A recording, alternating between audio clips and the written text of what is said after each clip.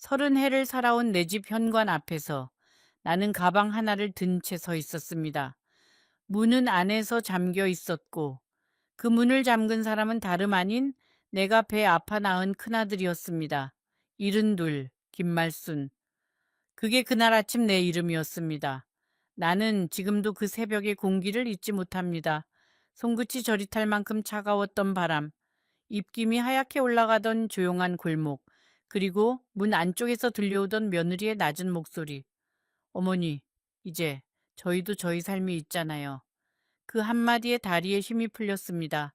30년을 그 집에서 살았는데, 그 집 기둥을 세운 돈이 누구 돈이었는데, 그 한마디에 나는 그 집의 남이 되어 있었습니다. 사람들은 자식 농사가 제일 어렵다고 합니다. 그런데 나는 농사라는 말조차 사치라고 느꼈습니다. 농사는 거두는 때라도 있지 않습니까? 자식이라는 건 평생을 심고, 평생을 물주고, 평생을 허리 굽혀 돌보아도 거두는 날이 끝내 오지 않는 경우가 허다하지요. 23세 시집을 와서 새 아이를 품에 안았을 때 나는 세상을 다 가진 줄로만 알았습니다. 새벽 4시면 일어나 시장 한 구석에서 나무를 팔았습니다. 한여름엔 땀이 눈을 찔렀고 한겨울엔 손가락이 갈라져 피가 났습니다. 그래도 집에 돌아와 아이들 얼굴을 보면 그 모든 고단함이 녹아 없어지는 것 같았습니다. 유난히 장사가 안 되던 겨울날 빙판 위에서 미끄러져 무릎이 찢어졌을 때도 나는 울 시간조차 없었습니다. 집에서 아이들이 엄마를 기다리고 있었으니까네요. 그날 밤 부엌에서 몰래 상처를 닦으며 울고 있었을 때 10살도 안 된 큰아들 재석이가 문틈으로 그 모습을 보고 있었다는 사실을 나는 한참 뒤에야 알게 되었습니다. 그 어린아이가 어머니의 등을 가슴에 새겼다던 그 밤, 그 아이가 훗날 어머니를 문 밖으로 내보내는 손이 되리라고 그때 누가 짐작이나 했겠습니까? 그 시절 시장에는 나 같은 아주머니들이 수십 명이나 있었습니다. 저마다의 사연을 가진 여자들이었습니다. 어떤 이는 남편을 일찍 여의었고 어떤 이는 남편이 병들어 누워 있었습니다. 우리는 서로의 사연을 캐묻지 않았습니다. 그저 아침에 만나면 오늘은 얼마 벌었어? 하고 저녁이면 내일은 좀 낫겠지 하며 등을 토닥였습니다. 그 한마디가 얼마나 큰 힘이었는지는 그 시절을 지나본 사람만이 압니다.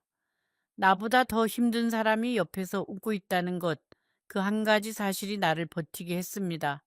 한 번은 시장에서 팥죽 한 그릇으로 끼니를 때우다가 그만 숟가락을 놓고 울어버린 날이 있었습니다.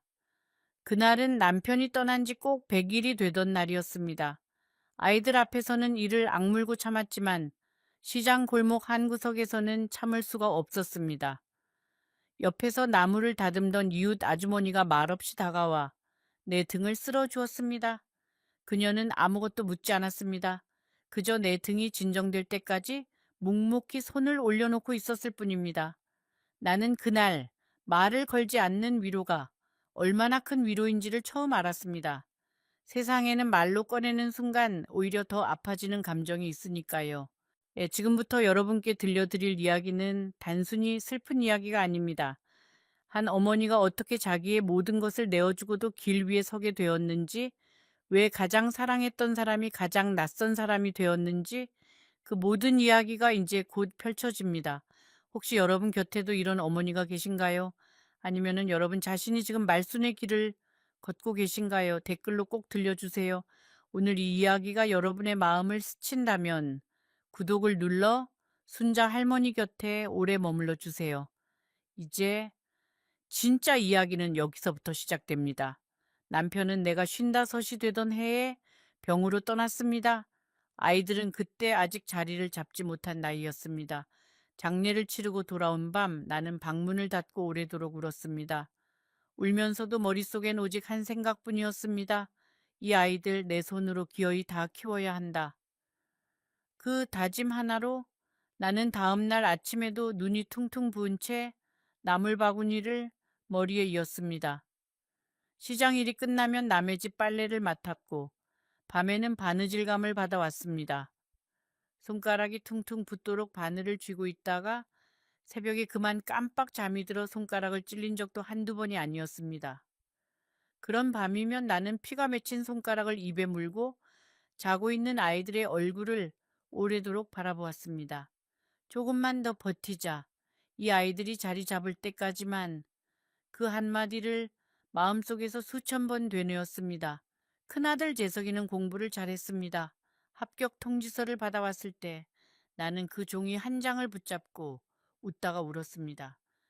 둘째 미영이는 고등학교만 마치고 일을 하겠다고 했지만 나는 한사코 말렸습니다. 여자도 배워야 한다.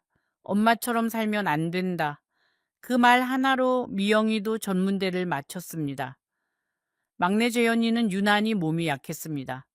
초등학교 3학년 때 심한 폐렴으로 한 달 넘게 병원 신세를 졌습니다. 낮엔 시장, 밤엔 병원. 나는 그 한 달 동안 거의 잠을 자지 못했습니다. 그 시기에 혼자 집에 남아있던 어린 미영이가 한 번은 이렇게 말했습니다. 엄마는 재현이만 좋아해. 나는 그 말을 흘려들었습니다. 그때는 아픈 아이가 우선이었으니까요. 그런데 그 말 한마디가 딸의 마음 깊은 곳에 어떤 그림자로 자리 잡았는지 나는 수십 년이 지난 뒤에야 깨닫게 됩니다. 부모가 자식을 똑같이 사랑한다고 말은 쉽게 해도 아주 작은 차이가 자식들 마음 안에서는 거대한 틈으로 자라는 법입니다. 그 틈은 세월이 지날수록 좁아지는 것이 아니라 오히려 더 벌어집니다. 이웃에 살던 나이 많은 할머니가 한 번은 이렇게 말했습니다. 자네, 그렇게 살면 나중에 후회할 날이 올지도 몰라.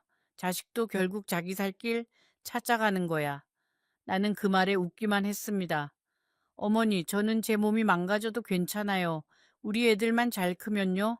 그 할머니는 긴 한숨을 내쉬며 고개를 저었습니다. 그때는 그 한숨의 의미를 알지 못했습니다. 그러나 세월이 한참 지난 어느 새벽, 그 할머니의 한숨이 내 귓가에 다시 들려올 날이 오리라는 것을 나는 짐작도 하지 못했습니다. 세월은 흘렀습니다. 내가 60을 넘길 무렵 세 아이는 모두 결혼을 했습니다. 결혼식 날 나는 3번 다 펑펑 울었습니다. 기뻐서도 울고 서운해서도 울고 이제야 한숨 돌릴 수 있다는 안도감에 또 울었습니다.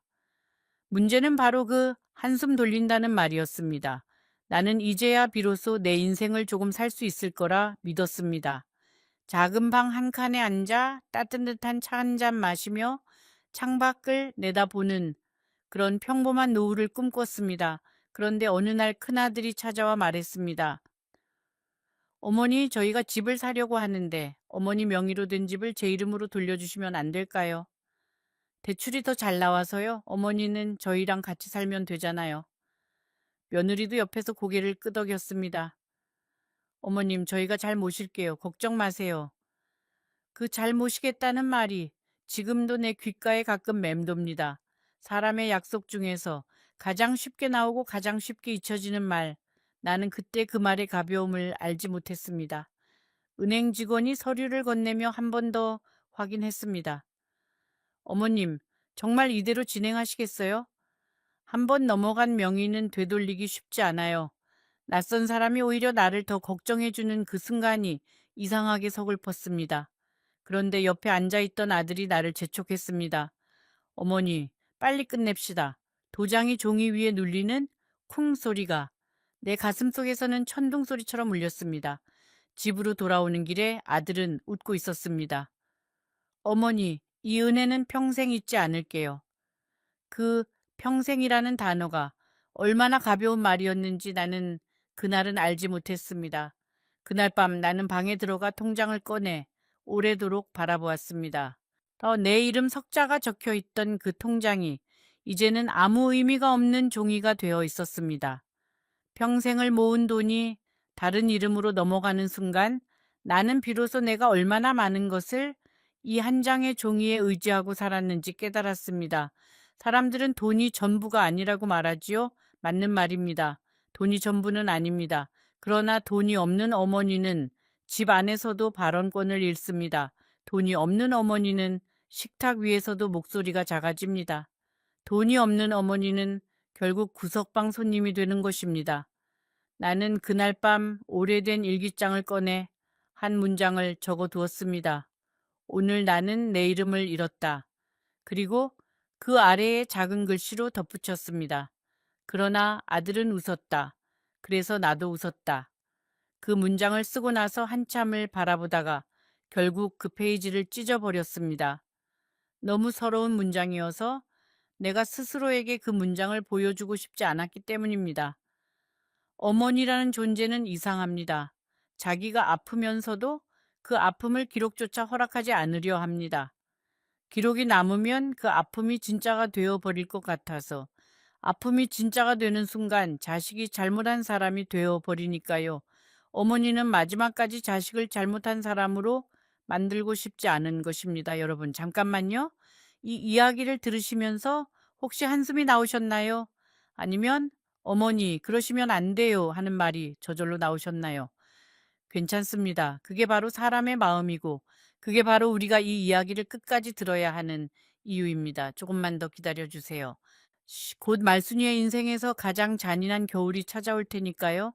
처음 몇 달은 그런 대로 괜찮았습니다. 나는 아침 일찍 일어나 밥을 짓고 빨래를 개고 손자를 유치원에 데려다 주었습니다. 힘들다는 말은 한 번도 꺼내지 않았습니다. 오히려 내가 아직 쓸모 있는 사람이라는 사실이 기뻤습니다. 며느리가 좋아한다던 참기름을 시장에서 구해오기도 했고, 손자 옷을 손수 바느질에 만들어주기도 했습니다. 며느리는 그럴 때마다 어머님 이런 거 안 하셔도 되는데 하고 말했습니다. 나는 그 말 속에 고마움이 담겨 있다고 믿었습니다. 그러나 그것은 내가 믿고 싶었던 감정이었을 뿐 진짜 그녀의 마음은 아니었다는 것을 나는 나중에야 알았습니다. 어느 날부터 며느리의 태도가 달라지기 시작했습니다. 내가 정성껏 끓인 국을 한 숟가락만 떠먹고 내려놓는 일이 잦아졌습니다. 내가 개어놓은 빨래를 다시 펼쳐 자기 방식대로 개는 일도 생겼습니다. 처음엔 사소한 일이라 여겼습니다. 나이 든 사람과 젊은 사람의 방식이 다른 거라고. 그러나 사소한 일들이 하나둘 쌓일 때마다 나는 자꾸만 투명해지는 것 같은 기분을 느꼈습니다. 집 안에 있어도 없는 사람처럼, 숨을 쉬고 있는데도 아무도 내 숨소리를 듣지 못하는 사람처럼. 한 번은 며느리의 친구들이 집에 놀러 온 적이 있었습니다. 나는 과일을 예쁘게 깎아 접시에 담아 들고 거실로 나갔습니다. 며느리가 친구들에게 나를 소개할 차례였는데 며느리는 그저 우리 어머님이세요 한마디로 끝내고는 나를 다시 방 안으로 돌려보내는 눈빛을 보냈습니다. 나는 과일 접시만 내려놓고 조용히 내 방으로 돌아왔습니다. 방문을 닫고 침대 위에 앉아 거실에서 들려오는 젊은 여자들의 웃음소리를 오래도록 들었습니다. 그 웃음소리가 벽을 타고 넘어올 때마다 내 가슴 한 구석이 조금씩 깎여나가는 기분이었습니다. 집안에서 웃는 소리가 들리는데도 내가 함께 웃을 수 없다는 것. 그것만큼 서러운 일이 또 있을까요? 그날부터 나는 내 방에서 거실로 나가는 시간을 스스로 줄였습니다. 혹시나 며느리에게 부담이 될까봐, 혹시나 손님이 왔는데 내가 어색하게 할까봐. 내 집이었던 곳에서 나는 내 발소리마저 낮추며 걷기 시작했습니다. 슬리퍼 소리가 나지 않도록 양말을 두툼하게 신었고 문을 여닫는 소리가 나지 않도록 천천히 손잡이를 돌렸습니다. 누구도 나에게 그렇게 하라고 말하지 않았는데 나 스스로 나를 지워가고 있었습니다. 어머니라는 이름은 때로 그런 것입니다. 아무도 강요하지 않아도 스스로 먼저 자기 자신을 구석으로 미는 이름. 가장 아팠던 일은 손자가 나를 피하기 시작한 것이었습니다. 어느 날 부엌 모퉁이에 서 있다가 며느리가 손자에게 하는 말을 들었습니다. 할머니 방에 자꾸 가지 마. 할머니가 감기 옮기면 어떡하니? 감기라니. 나는 감기에 걸린 적도 없는데 순간 나는 깨달았습니다. 이건 감기의 문제가 아니라 벽의 문제였습니다. 며느리는 손자와 할머니 사이에 보이지 않는 벽을 조금씩 쌓고 있었던 것입니다. 그날 밤 나는 이불을 머리끝까지 덮고 오래도록 울었습니다. 소리가 새어나갈까봐 베개에 얼굴을 파묻은 채로 며느리가 미웠다기보다 내가 초라해서 울었습니다. 일생을 아이들을 위해 살아왔다고 자부했던 내가 정작 손자에게는 감기를 옮기는 존재로 여겨지고 있다는 사실이 믿기지 않았습니다. 나는 밤새 스스로에게 물었습니다. 내가 무엇을 잘못했는가? 내가 무슨 죄를 지었는가? 그러나 아무리 되짚어봐도 내가 잘못한 일은 떠오르지 않았습니다. 어쩌면 그것이 가장 큰 슬픔이었을지도 모릅니다. 잘못한 것도 없이 미움을 받는 것만큼 억울한 일은 없으니까요. 그 뒤로 나는 스스로 손자와 거리를 두었습니다. 아이가 놀고 있으면 내 방으로 조용히 들어갔습니다. 손자의 재롱이 보고 싶어도 며느리 눈치가 보여 먼저 다가가지 못했습니다. 집안에서 가장 작은 방, 가장 어두운 구석이 내 자리가 되어 갔습니다. 어느 밤 라디오를 듣다가 문득 이런 생각이 들었습니다. 내가 이 집의 손님이었구나. 내 집이라고 생각했던 이곳에서 나는 그저 손님이었구나. 눈물이 흘렀지만 곧바로 닦았습니다. 울어도 달라지는 것은 없었으니까요. 그러던 어느 날 부엌에서 며느리가 친구와 통화하는 소리를 우연히 듣게 되었습니다. 시어머니랑 같이 사는 게 이렇게 불편할 줄 몰랐어. 내 집인데 내 집 같지가 않아. 내 집. 그 두 글자가 내 가슴에 박혔습니다. 30년을 살아온 이 집이 어느새 며느리의 집이 되어 있었습니다. 나는 그날 밤 한숨도 자지 못했습니다. 그런데 그보다 더 가슴 아픈 일이 바로 그 다음 주에 일어났습니다. 둘째 미영이가 오랜만에 전화를 걸어왔습니다. 목소리가 평소와 달랐습니다. 엄마, 나 좀 어려워. 저 남편 사업이 잘 안 돼서. 나는 조심스럽게 물었습니다. 얘 얼마나 필요하니? 딸이 말한 액수는 내가 평생 모아온 예금의 거의 전부였습니다. 나는 통장을 만지작거리며 하룻밤을 고민했고 결국 다음 날 은행에 갔습니다. 딸이니까. 내 딸이 힘들다는데 어미가 어찌 외면하겠습니까? 돈을 건넨 그날 미영이는 내 손을 잡고 울며 말했습니다. 엄마, 꼭 갚을게. 나는 다시 한번 믿었습니다. 자식은 결국 자식이라고. 처음 몇 달 동안 나는 딸에게 매주 전화를 걸었습니다. 미영아, 잘 지내니? 아이는 잘 크고 있어? 그런 소소한 안부 전화였습니다. 돈 이야기는 한 번도 꺼내지 않았습니다. 딸이 먼저 말을 꺼내주기를 기다렸을 뿐입니다. 하지만 딸은 그 이야기를 결코 먼저 꺼내지 않았습니다. 오히려 전화가 올수록 딸의 목소리는 짜증스러워졌습니다. 엄마, 나 바쁘다니까. 나중에 다시 할게. 그 나중이라는 말이 얼마나 서글픈 말인지, 어머니를 밀어내는 가장 정중한 말이 나중이라는 두 글자임을 나는 그때 배웠습니다. 자식들이 쓰는 나중은 결국 영원히와 같은 말입니다. 그 나중을 기다리다가 많은 어머니들이 세월을 다 써버립니다. 하지만 그 돈은 돌아오지 않았습니다. 미영이는 그 뒤로 전화도 뜸해졌고 명절에도 오지 않았습니다. 내가 전화를 걸면 며칠씩 답이 없었습니다. 처음엔 바쁜가 보다 했습니다. 두 번째엔 아이가 아픈가 보다 했습니다. 세 번째엔 사위와 사이가 좋지 않은가 보다 했습니다. 그렇게 나는 딸의 침묵에 매번 새로운 핑계를 만들어 주었습니다. 어머니는 자식의 침묵조차 사랑으로 덮어주려는 사람이니까요. 그 핑계가 하나씩 바닥나고 나서야 비로소 진실과 마주하게 됩니다. 어느 날 용기를 내어 물었습니다. 미영아, 얘 엄마가 뭘 잘못했니? 왜 그렇게 차갑니? 딸은 한참 말이 없다가 낮은 목소리로 대답했습니다. 엄마, 나는 엄마 목소리만 들어도 빛이 떠올라. 그래서 피하는 거야. 나는 그 말에 할 말을 잃었습니다. 사랑이었어야 할 어머니의 목소리가 딸에게는 갚지 못한 짐의 무게로 들린다니. 그 깨달음은 차라리 돈을 잃은 것보다 더 아팠습니다. 그 돈은 다시 벌 수도 있었지만 그 말은 두 번 다시 주워 담을 수 없는 것이었으니까요. 그날 이후로 나는 딸에게 먼저 전화를 걸지 않았습니다. 걸고 싶은 마음이 왜 없었겠습니까? 매일 밤 전화기를 만지작거렸습니다. 그저 목소리만 듣고 끊으면 어떨까? 아이는 잘 크고 있는지 한마디만 물으면 어떨까? 그러다가도 딸의 마지막 말이 귓가에 맴돌면 나는 다시 전화기를 내려놓았습니다. 어머니에게 가장 큰 벌은 자식에게서 미움을 받는 일이 아닙니다. 어머니에게 가장 큰 벌은 자식이 자기 때문에 괴로워하고 있다는 사실을 알면서도 아무것도 해줄 수 없다는 것입니다. 미영이가 내 목소리 때문에 괴로워한다면 내가 할 수 있는 가장 큰 사랑은 목소리를 내지 않는 것이었습니다. 그런데 이상하지요. 딸에게서 멀어지면 멀어질수록 오히려 그 아이의 어린 시절이 더 또렷하게 떠올랐습니다. 유치원 가방을 메고 배시시 웃던 6살의 미영이, 초등학교 첫날 울면서 내 손을 놓지 않던 8살의 미영이, 그리고 13살쯤이었던가 생리통으로 울던 밤에 내 무릎에 얼굴을 파묻고 엄마는 세상에서 제일 따뜻해 하던 그 아이. 그 아이가 이제는 내 목소리를 비주로 기억한다니. 사람의 마음이라는 것은 왜 이렇게 잔인하게 변하는 것일까요? 아니, 어쩌면 마음이 변한 게 아니라 삶이 너무 무거워서 그 마음을 들고 다닐 수가 없었던 것인지도 모릅니다.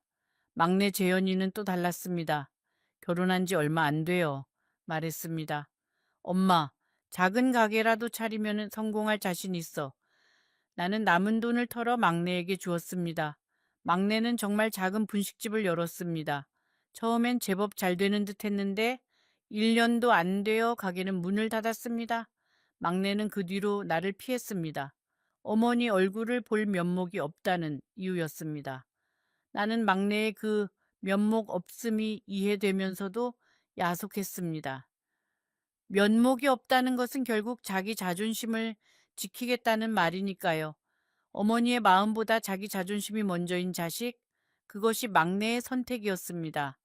나는 그 아이가 몸이 약해서 더 애틋하게 품었던 세월이 무색해졌습니다. 어쩌면 내가 너무 많이 품어주었기에 그 아이가 어머니 앞에서 초라한 자기를 보이는 것에 익숙하지 않은 어른으로 자란 것인지도 모릅니다. 사랑이 지나치면 어떤 아이에게는 오히려 족쇄가 됩니다. 어머니 앞에서 완벽하지 않으면 안 된다는 족쇄. 그래서 실패한 아이일수록 어머니에게서 더 멀어지는 것입니다. 한 번은 손주를 보려고 막내 집을 찾아갔습니다. 작은 며느리는 문을 반만 열고 말했습니다. 어머님, 애가 낮잠 자서요. 그 다음에 오세요. 그러고는 문을 조용히 닫았습니다. 나는 한참을 그 문 앞에 서 있다가 준비해온 과일 봉지를 문 앞에 놓아둔 채 발길을 돌렸습니다. 돌아오는 버스 안에서 창에 비친 내 얼굴이 낯설었습니다. 저 사람이 정말 나인가? 자식을 위해 평생을 바쳤다던 그 여자가 정말 저 초라한 얼굴의 할머니인가? 여러분, 한 가지 여쭙고 싶습니다. 부모의 사랑은 어디까지여야 할까요? 주어도 주어도 또 주어야만 하는 것일까요? 아니면 어느 순간엔 나도 이제 지쳤다고 말할 수 있어야 하는 것일까요? 댓글로 여러분의 솔직한 생각을 들려주세요. 말순이만의 이야기가 아닙니다. 어쩌면 여러분이 알고 있는 어느 어머니의 이야기이기도 할 테니까요. 그날은 유난히 추운 날이었습니다. 나는 부엌에서 저녁을 준비하고 있었습니다. 큰아들이 퇴근해 들어왔고 며느리가 먼저 말을 꺼냈습니다. 여보, 오늘 어머님 앞에서 말씀드리자. 나는 칼을 도마 위에 조용히 내려놓았습니다. 무언가 큰일이 오고 있다는 것을 어머니의 직감으로 알 수 있었습니다. 아들이 머뭇거리다 입을 열었습니다. 어머니, 저희가 이사를 가려고 해요. 아이도 크고 집도 좁고 그래서 어머니는 어머니 동생 집으로 잠깐 가 계시면 어떨까 해서요. 나는 그 어머니는이라는 세 글자를 귓가에서 몇 번이고 다시 들었습니다. 저희와 어머니는 사이에 그어진 그 선, 아들은 그 한 문장으로 이미 나를 우리가 아닌 타인으로 분류하고 있었습니다. 며느리는 바닥만 내려다보고 있었습니다. 좋은 그 침묵이 어떤 항변보다 더 분명한 대답이었습니다. 내가 장만한 집, 내가 도장을 찍어 아들 이름으로 돌려준 그 집, 그 집에서 내가 잠깐 나가야 한다는 말, 잠깐이라는 말이 얼마나 긴 시간을 뜻하는지 나는 그 자리에서 본능적으로 알았습니다. 나는 아무 말도 하지 않았습니다. 화를 내지도 울지도 않았습니다. 그저 천천히 앞치마를 벗고 방으로 들어갔습니다. 방문을 닫고 앉아서 오래된 사진첩을 꺼냈습니다. 아이들이 어릴 때 찍은 사진, 남편과 함께 찍은 낡은 흑백 사진. 나는 나아지게 혼잣말을 했습니다. 여보, 내가 잘못 살았나 봐요. 사진 속에 우리는 젊었고 아이들은 모두 웃고 있었습니다. 그 웃음들을 바라보며 문득 이런 생각이 들었습니다. 이 아이들이 이렇게 잘할 줄 알았더라면 나는 사진 속 그 순간을 조금 더 오래 붙잡고 있었을 텐데. 이불 위에 누워 천장을 올려다보며 나는 내 인생을 처음부터 끝까지 되감아 보았습니다.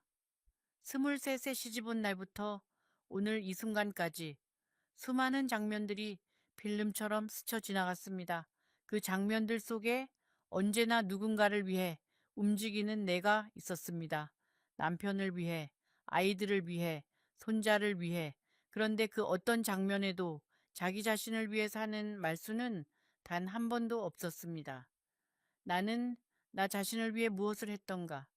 그 질문 앞에서 나는 할 말이 없었습니다. 그리고 바로 그것이 내 인생에서 가장 아픈 깨달음이었습니다. 그날 밤 나는 결심했습니다.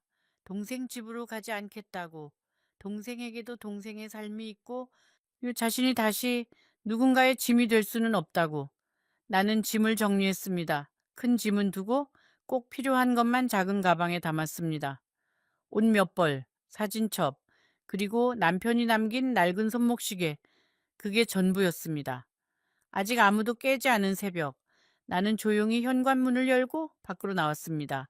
그리고 등 뒤에서 문이 철컥하고 잠기는 소리를 들었습니다. 그 소리가 어찌나 크게 들리던지 온 골목이 다 울리는 것 같았습니다. 나는 한참을 그 문 앞에 서 있었습니다. 혹시 아들이 나와서 내 팔을 붙잡아 주지 않을까? 며느리가 어머님 왜 그러세요 하며 뛰어나와 주지 않을까? 그러나 집 안에서는 아무 기척도 없었습니다. 어머니라는 존재가 한 집에서 사라지는 데 걸린 시간은 겨우 몇 초였습니다. 갈 곳이 없었습니다. 딸에게 가면 사위복이 민망했고 막내에게 가면 그 아이도 지금 힘든 처지였습니다. 나는 무작정 첫 차가 오는 정류장으로 걸어갔습니다. 정류장 벤치는 얼음장처럼 차가웠습니다. 가방을 무릎 위에 올려놓고 두 손을 가지런히 얹은 채 나는 마치 면접을 기다리는 사람처럼 앉아 있었습니다. 아니, 어쩌면 그날의 나는 면접보다 더 큰 시험을 앞둔 사람이었는지도 모릅니다. 남은 인생을 혼자 걸어갈 수 있는지 세상에 나를 증명해야 하는 시험. 그러나 이 세상에 나를 기다리는 사람은 단 한 명도 없었습니다. 이른이 넘은 나이에 나를 기다리는 사람이 아무도 없는 새벽거리에 혼자 서 있다는 것. 그 막막함을 그 순간 처음으로 제대로 느꼈습니다. 버스가 왔습니다. 나는 목적지도 없이 버스에 올랐습니다. 이 창밖으로 아직 어두운 거리가 스쳐 지나갔습니다. 가로등이 하나둘 꺼져 가고 있었습니다. 버스 기사가 백미러로 나를 힐끗 보았지만 아무 말도 묻지 않았습니다. 아마 그 기사도 새벽 첫째 혼자 타는 할머니의 사연을 한두 번 본 게 아니었겠지요. 묻지 않는 것이 때로는 가장 큰 친절이라는 것을 나는 그날 처음 알았습니다. 종점에 내려서 근처에 문을 연 작은 식당으로 들어갔습니다. 가장 싼 된장찌개 백반을 시켰습니다. 그런데 밥을 절반도 못 먹었을 때 참고 있던 눈물이 결국 터지고 말았습니다. 뜨거운 국물의 온기가 오히려 가슴속 얼어있던 것을 녹이는 것 같았습니다. 나는 두 손으로 얼굴을 가린 채 소리 없이 울었습니다. 주인 아주머니가 다가와 따뜻한 물 한 잔을 말없이 내려놓고는 천천히 드세요. 한마디만 남기고 돌아섰습니다. 그 아주머니가 아무것도 묻지 않은 것이 그날 내가 받은 가장 큰 친절이었습니다. 식당에서 나와 한참을 걷다가 나는 작은 교회 앞에 섰습니다. 작은 안내판이 눈에 들어왔습니다. 어려우신 어르신들을 위한 무료 급식소 운영 중. 나는 그 앞에 한참을 서 있었습니다. 나도 이제 저기에 가야 할 신세가 된 것인가. 자존심이 한 발, 살아야 한다는 본능이 한 발, 두 발이 부딪히다가 결국 본능이 이겼습니다. 나는 그 교회의 문을 밀고 들어갔습니다. 그리고 그곳에서 앞으로 내가 머물 작은 쪽방에 대한 정보를 얻게 되었습니다. 쪽방은 몸 하나 누이면 가득 찰 정도로 작았습니다. 창 너머로는 다른 건물의 벽이 보였고 벽 사이 좁은 틈으로 하늘 한 조각이 간신히 보였습니다. 나는 그 하늘 한 조각이 얼마나 소중한지 그때 처음 알았습니다. 아들 집에 살 때는 창이 훨씬 컸는데도 그 풍경이 눈에 들어오지 않았습니다.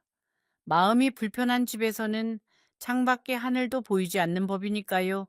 이상하게도 이 좁은 방이 그 넓은 집보다 더 편했습니다. 누구의 눈치도 보지 않아도 된다는 것. 그것이 얼마나 귀한 자유인지 나는 이른이 넘어서야 알았습니다. 첫날 밤 나는 좁은 방의 낡은 벽지를 물끄러미 바라보았습니다. 벽지에는 오래된 얼룩과 찢어진 자국이 여기저기 있었습니다. 전에 이 방에 살던 이는 어떤 사람이었을까? 그 사람도 나처럼 자식에게 버림받은 어머니였을까? 아니면 평생을 홀로 살아온 외로운 아버지였을까? 나는 그 얼룩 하나하나의 이름 모를 누군가의 인생이 새겨져 있다는 생각이 들었습니다. 이 방은 슬픈 반기지만 그렇다고 외로운 방은 아니었습니다. 여기 들어와 본 사람들의 고단함이 벽지에 배어 있었고 그 고단함이 오히려 나를 감싸주는 것 같았습니다. 세상에는 이런 방도 있습니다. 빈 공간이 오히려 위로가 되는 방. 나는 가방에서 남편의 낡은 손목 시계를 꺼내 작은 창틀 위에 올려놓았습니다. 시계는 오래전에 멈춰 있었습니다. 남편이 떠나던 날 이후로 태엽을 감지 않았으니까요. 그런데 그날 밤 나는 손을 뻗어 그 시계에 태엽을 감았습니다. 시계 바늘이 다시 움직이기 시작했습니다. 똑딱똑딱 그 소리가 얼마나 크게 들리던지 마치 내 심장 소리처럼 느껴졌습니다. 나는 혼잣말을 했습니다. 여보, 나도 다시 한번 살아볼게요. 이 좁은 방에서 나의 두 번째 인생이 시작되고 있었습니다. 쪽방 이웃들은 대부분 나와 비슷한 사연을 가진 노인들이었습니다. 자식에게 모든 것을 내어주고 결국 혼자가 된 어머니들, 아버지들. 그들은 서로의 사연을 캐묻지 않았습니다. 아침에 만나면 잘 주무셨어요? 하고 저녁이면 오늘 하루 수고하셨어요? 하고 그 짧은 인사말이 얼마나 따뜻한 것인지 나는 그때 처음 알았습니다. 옆방의 박씨 할머니는 젊은 시절에 남편과 일찍 헤어지고 딸 하나를 혼자 키웠다고 했습니다. 그 딸이 결혼해 외국으로 떠난 후로는 1년에 한 번 연락이 올까 말까 한다고 했습니다. 그래도 우리 딸은 나쁘게 군 건 아니에요. 그저 자기 삶이 바빠서 그런 거지. 박씨 할머니는 늘 그렇게 말했습니다. 어머니들은 어쩌면 마지막까지 자식을 변호하는 사람들인지도 모릅니다. 세상 누구도 자식을 미워할 수 있지만 어머니만큼은 그렇게 되지 못하는 법이니까요. 정씨 할아버지는 건설 현장에서 일하다 허리를 다쳐 지팡이를 짚고 다녔습니다. 아들 둘이 있었지만 모두 아버지를 외면한 지 오래라고 했습니다. 어느 날 내가 뜨거운 김치국밥 한 그릇을 건네자 할아버지는 한참을 말없이 먹다가 조용히 말했습니다. 할머니, 이 국밥이 내 평생 먹어본 국밥 중에 제일 맛있소. 그 말에 나는 가슴이 저릿했습니다. 그가 말한 맛은 국밥의 맛이 아니라 오랫동안 느껴보지 못했던 누군가가 나를 생각해주는 마음의 맛이었을 것입니다. 그날 이후로 정씨 할아버지는 종종 내 방 앞에 뭔가를 두고 갔습니다. 어떤 날은 사과 한 알, 어떤 날은 삶은 달걀 2개. 말없이 두고 가서는 다음 날 아침에 복대서 마주치면 그저 허허 하고 웃기만 했습니다. 할아버지는 말주변이 없는 분이었습니다. 그런데 말주변이 없는 사람의 마음이 때로는 더 깊은 법입니다. 말 많은 사람은 말로 마음을 전하지만 말 없는 사람은 자기 온 시간을 들여 마음을 전합니다. 사과 하나를 사기 위해 지팡이를 짚고 시장까지 다녀오는 그 긴 걸음이 말보다 훨씬 무거운 고백이라는 것을 나는 그때 배웠습니다. 옆방의 박씨 할머니와는 서로의 외로움을 가장 가까이에서 나누는 사이가 되었습니다. 어느 밤 박씨 할머니가 내 방문을 두드렸습니다. 손에는 낡은 사진 한 장이 들려 있었습니다. 말순 언니, 이거 우리 딸 어릴 때 사진이에요. 한 번도 누구한테 보여준 적이 없는데 오늘은 이상하게 보여주고 싶어서. 사진 속의 여자아이는 환하게 웃고 있었습니다. 나는 그 사진을 두 손으로 받아들고 오래도록 바라보았습니다. 예쁘네요. 눈매가 할머니를 닮았어요. 박씨 할머니는 조용히 웃었습니다. 그래요. 다들 제 아빠 닮았다고 했는데 그 웃음 끝에 할머니의 눈에서 눈물이 한 방울 떨어졌습니다. 나는 아무 말도 하지 않고 그저 그 사진을 함께 바라보았습니다. 한 번은 내가 심한 감기에 걸려 며칠을 앓은 적이 있었습니다. 열이 펄펄 끓는데도 혼자 이불 속에서 버텼습니다. 아들에게 전화하고 싶은 마음이 굴뚝 같았지만 끝내 전화기를 들지 않았습니다. 자존심이 아니었습니다. 아들에게 부담을 주고 싶지 않다는 어머니의 마지막 배려였습니다. 그 대신 박씨 할머니가 죽을 끓여 와 내 입에 한 숟가락씩 떠먹여 주었습니다. 아이고, 이 할매 열이 이렇게 높은데 왜 병원도 안 가고 혼자 참고 있었대. 그 꾸지람 섞인 목소리가 나에게는 세상 그 어떤 노래보다 따뜻하게 들렸습니다. 피로 맺어진 관계보다 마음으로 맺어진 관계가 더 깊을 수 있다는 것을 그때 나는 배웠습니다. 그날 밤 열에 들떠 잠결에 나는 이런 생각을 했습니다. 우리가 낳은 자식이 우리를 돌보지 않을 때 낯선 이가 우리를 돌본다면 진짜 가족은 누구일까요? 피로 이어진 사람일까요? 아니면 마음으로 이어진 사람일까요? 나는 그 밤에 답을 얻었습니다. 가족이라는 단어의 진짜 뜻은 피가 아니라 지금 내 옆에 있어 주는 사람이라는 것을. 박씨 할머니의 손이 내 이마 위에 얹혀 있었습니다. 그 손의 온기가 그때까지 내가 가져본 어떤 자식의 손보다 따뜻했습니다. 나는 그 밤 조용히 눈물을 흘렸습니다. 슬픔의 눈물이 아니라 처음으로 제대로 된 돌봄을 받고 있다는 고마움의 눈물이었습니다.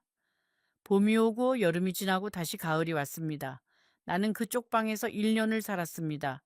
그동안 큰아들에게서는 단 한 통의 전화도 오지 않았습니다.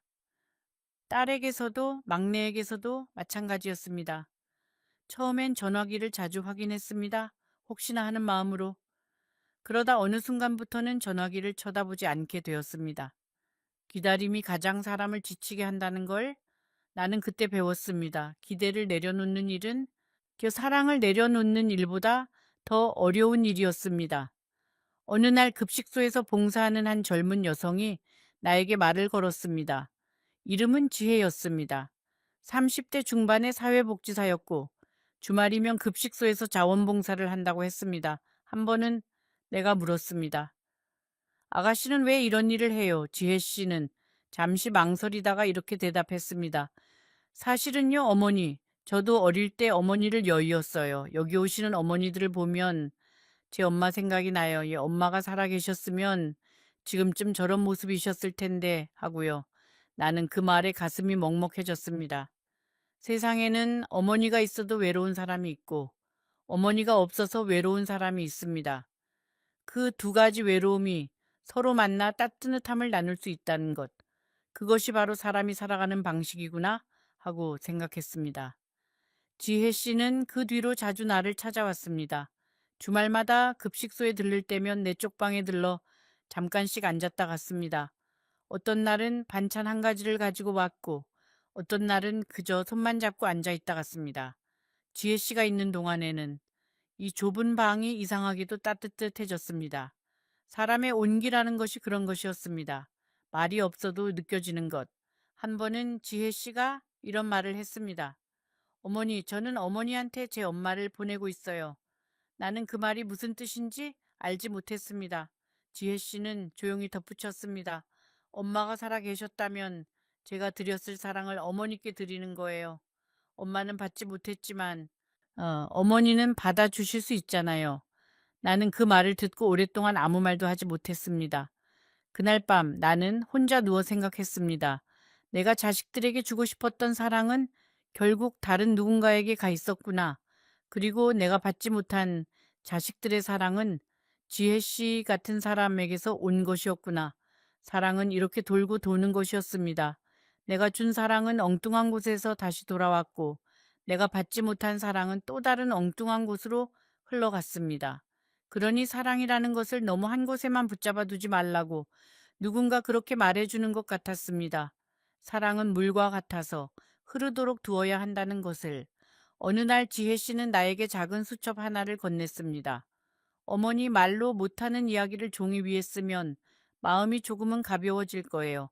나는 학교를 제대로 다니지 못해 글씨도 삐뚤빼뚤했지만 어느 밤 잠이 오지 않아 결국 그 수첩을 펼쳤습니다.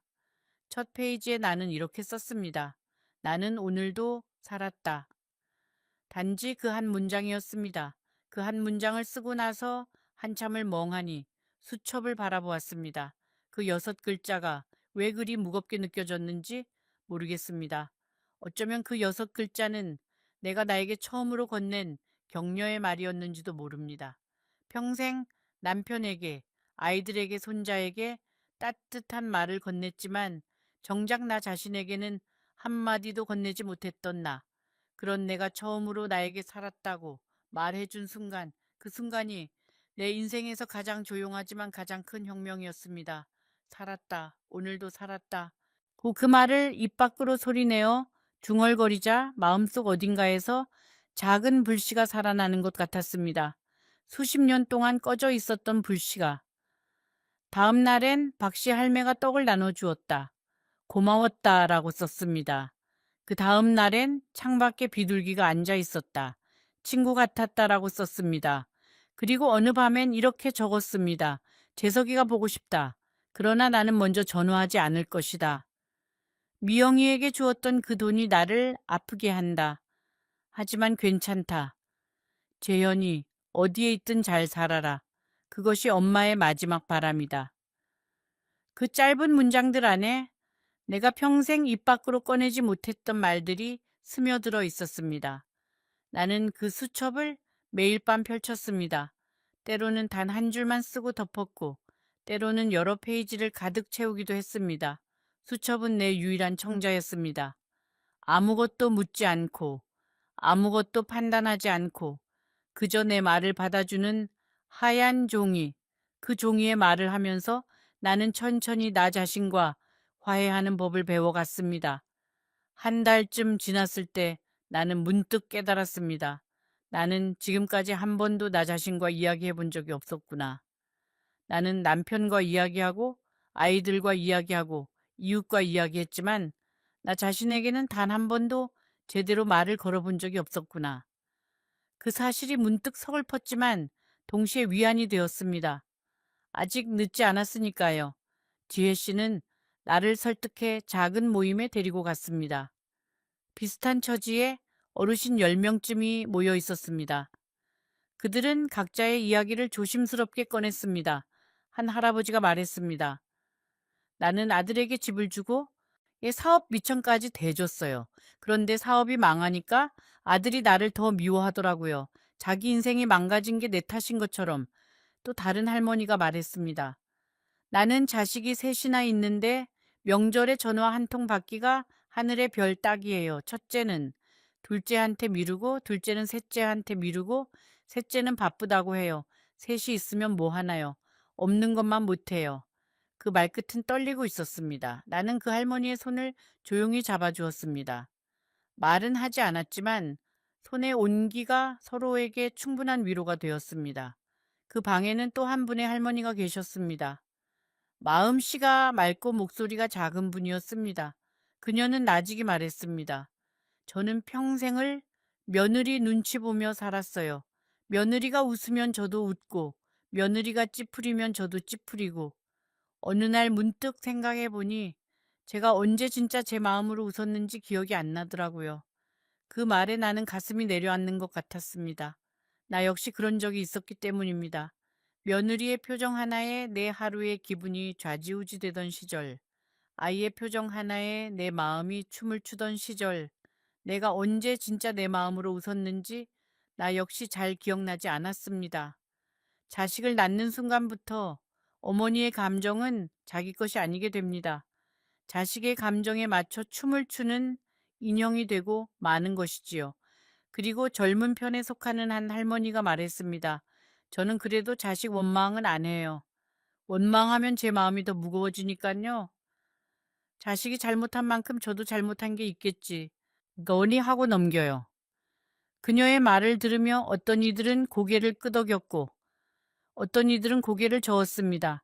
원망이라는 것이 그렇습니다. 원망하는 것도 힘든 일이지만 원망을 내려놓는 것은 더 힘든 일입니다. 원망을 놓는 순간 마치 자기가 받은 상처까지 놓아버리는 것 같은 기분이 드니까요. 그래서 사람들은 원망을 꼭 붙들고 삽니다. 그 원망이라도 있어야 자기 아픔이 의미가 있는 것 같아서. 마지막으로 여든을 훌쩍 넘긴 한 할아버지가 떨리는 목소리로 입을 열었습니다. 나는 내 자식들을 원망하지 않소. 원망할 힘도 이제는 없으니까. 그저 내가 젊었을 때 조금만 더 내 자신을 위해 살았더라면 하는 후회가 남을 뿐이요. 자식이 우리의 전부는 아니요. 자식은 우리 인생의 한 부분일 뿐이지. 방 안에 긴 침묵이 흘렀습니다. 누군가는 고개를 숙였고 누군가는 조용히 눈물을 닦았습니다. 그 할아버지의 말이 내 가슴 깊은 곳을 찔렀습니다. 자식이 우리 인생의 한 부분일 뿐이라는 그 말. 나는 그 말을 평생 들어본 적이 없었습니다. 우리 세대의 어머니들은 자식이 곧 인생의 전부라고 배워왔습니다. 자식을 위해 자기 꿈을 접는 것이 당연하다고 배웠고, 자식이 잘 되면 내가 잘 된 것이라고 배웠습니다.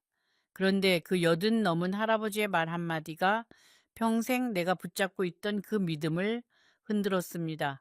자식은 한 부분일 뿐이라니.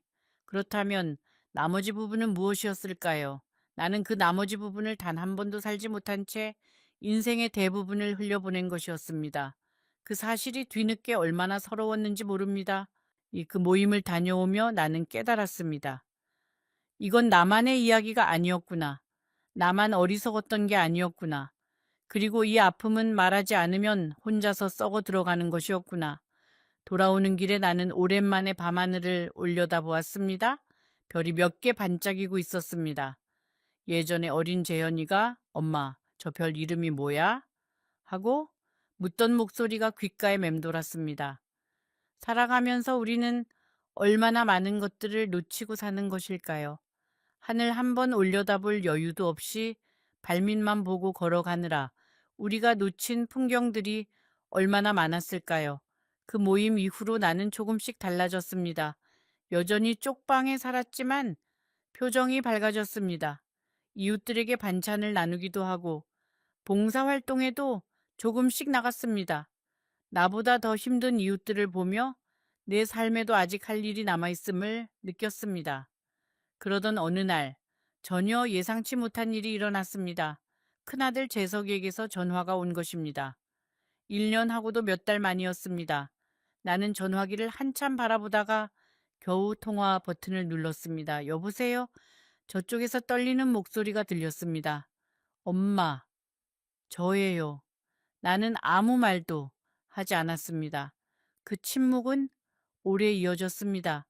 어떤 말부터 해야 할지, 어떤 감정부터 꺼내야 할지 나 자신도 알지 못했으니까요. 기쁨, 슬픔, 분노, 체념, 용서, 미움, 그리움, 그 모든 감정이 한꺼번에 밀려올 때 어머니는 결국 아무 말도 하지 못하게 됩니다. 그 모든 감정을 담을 수 있는 말은 이 세상에 존재하지 않기 때문입니다. 수화기를 귀에 댄 채로 나는 창밖의 작은 하늘 조각을 바라보았습니다. 그 하늘이 흐릿해 보였습니다. 어쩌면 내 눈이 흐릿해진 것일지도 모르겠습니다. 나는 숨을 한 번 크게 들이쉬었다가 천천히 내뱉었습니다. 이 한 통의 전화를 기다리며 내가 얼마나 많은 밤을 뒤척였는지. 기다리지 않는 척 했지만 사실은 매일 기다렸다는 것을 아들에게만큼은 들키고 싶지 않았습니다. 어머니라는 자리는 이상한 자리입니다. 기다리면서도 기다리지 않는 척, 그리워하면서도 그리워하지 않는 척, 아프면서도 아프지 않은 척. 어머니는 평생 척을 하며 살아가는 존재입니다. 그런데 그 모든 척과의 밑바닥에는 자식이 어머니를 떠올려 주기를 바라는 아주 작은 기도가 숨어 있습니다. 아들이 머뭇거리다가 입을 열었습니다. 엄마, 제가 이혼했어요. 나는 그 말에 놀라지 않았습니다. 그저 조용히 그래 하고만 대답했습니다. 아들은 이어서 말했습니다. 엄마, 집이 경매로 넘어갔어요. 사업이 잘못돼서 빚이 너무 많아서. 나는 그 순간 오래전 이웃 할머니의 말을 떠올렸습니다. 자네, 나중에 후회할 날이 올지도 몰라. 수십 년을 지나 그 말이 끝내 현실이 되었던 것입니다. 그런데 이상하게도 나는 그 후회 속에서 한 가닥 평온함을 느꼈습니다. 아, 이 긴 이야기의 끝이 드디어 오고 있구나. 그런 생각이 들었습니다. 사람들은 흔히 말합니다. 자식이 잘못되면 부모의 마음도 무너진다고. 그러나 그 말은 아주 오래전 자식을 놓아버리지 못한 어머니들에게나 해당되는 말이었습니다. 이미 한 번 죽음보다 더 큰 이별을 겪어본 어머니에게는 자식의 불행조차 담담하게 다가옵니다. 안쓰러운 마음은 여전히 남아있지만 무너지지는 않습니다. 나는 이미 한 번 무너졌던 사람이기 때문입니다. 한 번 무너져 본 사람은 두 번째 무너짐이 오히려 조용합니다. 슬픔에도 내성이라는 것이 생기는 것일까요? 아니면 슬픔이라는 감정 너머에 더 담담한 무엇인가가 있는 것일까요? 아들의 울음소리가 수화기 너머로 길게 이어졌습니다. 그 울음소리 속에서 나는 묘하게도 어린 시절의 재석이를 떠올렸습니다. 무릎이 까져서 울던 6살의 재석이, 친구에게 맞고 와서 울던 9살의 재석이, 수학 문제가 풀리지 않는다고 울던 13살의 재석이, 지금 전화기 너머에서 울고 있는 사람은 40이 넘은 중년 남자가 아니라 결국 여전히 내 어린 아들이었습니다. 사람은 늙어도 어머니 앞에서는 모두 어린아이로 돌아가는 법이니까요. 그 순간 나는 한 가지 진실을 깨달았습니다. 내가 아들을 문 밖으로 내쳐진 그날, 사실은 아들도 마음속에서 스스로를 벼랑으로 내몰고 있었다는 것을, 어머니를 내보낸 그 순간부터 아들도 함께 무너지기 시작했다는 것을, 사람이 사람에게 상처를 주면 결국 그 상처는 돌아서 자기 자신에게도 꽂힌다는 것을, 나는 아들을 원망하지 않았습니다. 원망할 이유도 원망할 힘도 이제는 없었습니다. 다만 한 가지가 안쓰러웠습니다. 그 아이가 어머니를 내치던 그 순간에 자기 인생도 함께 내치고 있었다는 것을 그 아이는 아마 알지 못했으리라는 것. 나는 그제서야 입을 열었습니다. 재서가, 네, 엄마. 나는 천천히 한 글자씩 말했습니다. 나는 너를 원망하지 않는다. 그런데 말이다. 자식을 위해 모든 것을 내어주고 빈손이 된 사람의 마음을 너는 이해할 수 있겠느냐? 아들은 대답하지 못했습니다. 나는 말을 이었습니다. 엄마는 너를 용서할 수 있다. 그런데 엄마가 용서한다고 해서 네가 저지른 일이 없어지는 건 아니다. 너는 네 인생을 살아라. 엄마도 엄마의 인생을 살련다. 이제 우리는 각자의 길을 가야 할 때가 된 것 같구나. 그리고 나는 조용히 전화를 끊었습니다. 그날 밤 나는 오랜만에 깊은 잠을 잤습니다. 이상하게도 가슴 한편이 가벼워지는 기분이었습니다. 미움도 원망도 기대도 모두 내려놓고 나니 남은 것은 그저 담담한 내 자신뿐이었습니다. 여러분, 이야기가 여기까지 오는 동안 어떤 생각이 드셨나요? 어쩌면 눈시울이 붉어지셨을지도 모르겠습니다. 어쩌면 여러분 자신의 이야기가 떠오르셨을 수도 있습니다. 잠시 후 말순이의 마지막 이야기가 여러분 마음속 오래된 질문에 작은 대답이 될지도 모릅니다. 그 후로 몇 년이 흘렀습니다. 나는 여전히 그 쪽방에 살고 있습니다. 다만 이제는 이웃들과 함께 작은 공동체를 꾸려 살고 있습니다. 서로의 생일을 챙기고 아픈 사람이 있으면 번갈아 돌보고 명절엔 작은 상을 차려 함께 나눠 먹습니다. 이 사람들이 이제 내 진짜 가족입니다. 둘째 미영이에게서도 연락이 왔습니다. 딸은 전화로 한참 울기만 했습니다. 결국 이렇게 말했습니다. 엄마, 내가 정말 나쁜 딸이었어. 엄마가 준 돈 나는 갚을 생각조차 못했어. 내 인생이 힘드니까 엄마의 희생이 당연한 것처럼 여겼어. 나는 조용히 말했습니다. 미영아, 그 돈은 이미 내 마음에서 떠났다. 다만 한 가지만 부탁하자. 네 아이에게는 네가 엄마에게 했던 것과 다른 엄마가 되어 주렴. 그거면 된다. 막내 재현이는 끝내 연락이 없었습니다. 나는 먼저 연락하지 않았습니다. 막내는 아직도 어머니 앞에 설 용기가 없는 것이리라. 나는 그렇게 생각했습니다. 어느 봄날 나는 혼자 동네 공원에 앉아 있었습니다. 벚꽃이 한창이었습니다. 바람이 불 때마다 꽃이 피 눈처럼 흩날렸습니다. 그때 한 아주머니가 어린 손녀의 손을 잡고 지나갔습니다. 손녀가 할머니를 올려다보며 할머니 이쁘다 하고 말했습니다. 할머니는 환하게 웃었습니다. 나는 그 모습을 보며 조용히 미소 지었습니다. 부러움도 없었고 슬픔도 없었습니다. 그저 저 사람은 지금 행복하구나 하는 담담한 마음뿐이었습니다. 나는 나 자신에게 이렇게 말했습니다. 나는 내 몫의 삶을 살았다. 주는 사랑도 해보았고 버림받는 아픔도 겪어보았다. 이제 남은 시간은 내가 나를 사랑하며 살아야겠다. 그날 저녁 쪽방으로 돌아와 편지 한 통을 썼습니다. 수신이는 없었습니다. 그저 내가 나에게 쓰는 편지였습니다. 말순아, 너는 잘 살았다. 마지막이 이렇게 되었어도 누가 자식들에게 준 사랑은 거짓이 아니었다. 그 사랑이 돌아오지 않았다고 해서 네 사랑이 가짜였던 것은 아니다. 다만 기억해라. 사랑은 반드시 돌아오는 것이 아니며 희생은 반드시 보상받는 것이 아니다. 그럼에도 네가 사랑했다는 사실, 그것만으로 너는 충분하다. 이제는 너 자신도 한번 사랑해 보렴. 늦었다고 생각할 때가 사실은 가장 빠른 때란다. 여러분, 저는 이 이야기를 들려드리며 한 가지 질문을 남기고 싶습니다. 우리는 왜 자식에게 모든 것을 주고도 마지막에는 빈손이 되는 것을 두려워해야 할까요? 부모로서 어디까지가 사랑이고 어디부터가 집착이며 어디부터가 희생이 아닌 자기 파괴일까요? 저는 답을 알지 못합니다. 말순이도 끝내 답을 얻지 못했을 것입니다. 다만 한 가지 분명한 것은 우리는 사랑을 주는 만큼 우리 자신도 사랑할 줄 알아야 한다는 것입니다. 자식을 위해 나를 지우는 것이 사랑이 아니라 나를 지키면서 자식을 사랑하는 법을 어쩌면 우리는 조금 더 일찍 배웠어야 했는지도 모릅니다. 큰아들 재석이는 이제 가끔 전화를 걸어옵니다. 길게 이야기하진 않지만 엄마 잘 지내세요? 나는 짧은 안부라도 고맙게 여깁니다. 완전한 화해는 아닐지라도 사람과 사람 사이에는 그런 어중간한 거리에서 피어나는 관계도 있는 법이니까요. 그 어중간한 거리가 어쩌면 완전한 가까움보다 더 오래가는 관계일지도 모릅니다. 이 이야기를 들으시며 여러분은 무엇을 느끼셨습니까? 어쩌면 지금 오랫동안 연락하지 못했던 어머니의 얼굴이 떠오르셨을지도 모릅니다.